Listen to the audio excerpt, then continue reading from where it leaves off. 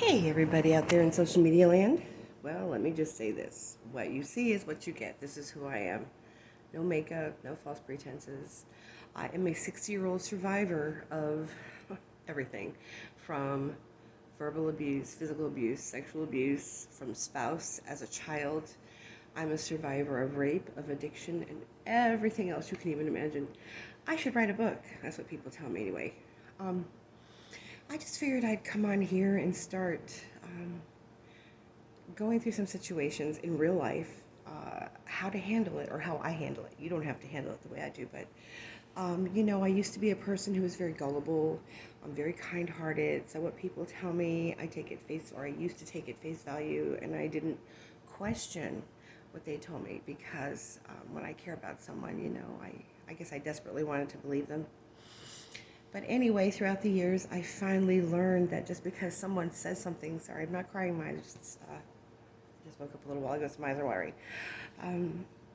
What I want to say is just because someone says they love you or they're being kind to you on one hand, always be aware of what they say and do. Because I love you with the words is nice to hear, but if they're not followed with an action, then it really doesn't make a difference. In other words, you could tell me you love me and beat the hell out of me, which is what used to happen to me when I was in my younger years, and I also am a survivor of narcissistic behaviors from someone, and as well as had some myself from the conditioning and grooming that I got when I was in my other life.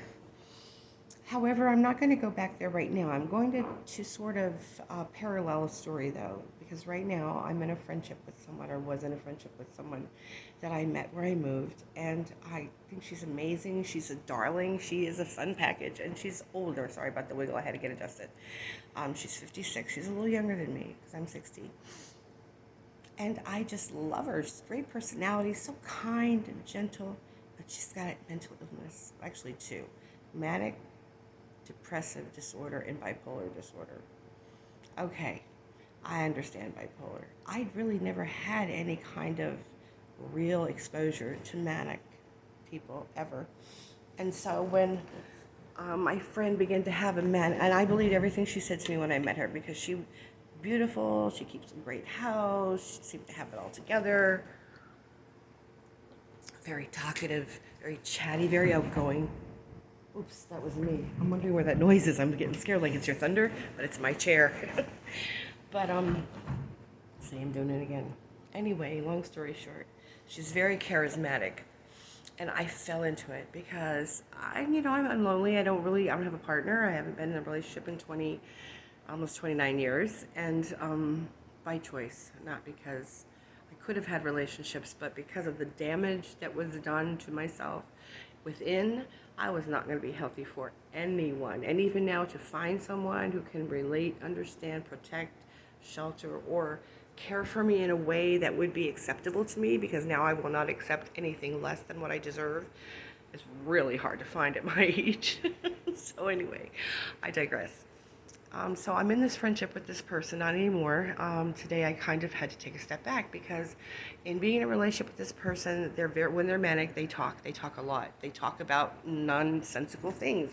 They run sentences together. They live in the past. And when they're in that state, you cannot speak to them. You cannot reason with. There is no reasoning. I've tried. And so I was getting very frustrated. And also, when someone's in that state, a lot of things about how they feel come out. So I'm listening. And what I began to realize is that this person, yes, though they're unhealthy,